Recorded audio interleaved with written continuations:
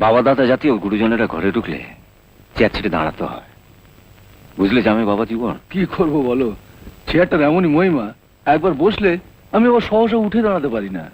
বাপ বাপ বলে দাঁড়াবে, আর যখন দাঁড়াবে পেছন ফিরে তাকিয়ে দেখবে বসার জন্য চেয়ারটা নেই, আছে ফুটপাত।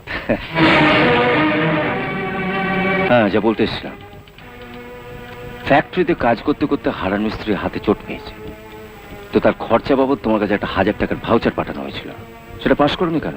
কোম্পানির ডাক্তার আছে, তাকে দেখাতে বলো। নইলে এই ব্যাপারে তুমি তোমার বাবাকে জিজ্ঞাসা কর। বাবা যদি ওই চেয়ারে বসে থাকতেন তাহলে বাবাকে জিজ্ঞেস করতাম। তুমি যখন ওই চেয়ারে বসে আছো, কোম্পানির পয়সা 555 খাচ্ছ, তখন জবাবটা তোমাকেই দিতে হবে। ঠিক আছে, কাল এসো, দেখছি। দেখছি বললে তো চলবে না, কাল এসে যেন দেখতে পায় তোমার এই 555 এর পাশে হারান মিস্ত্রির টাকাটা যেন চাপা দেওয়া থাকে।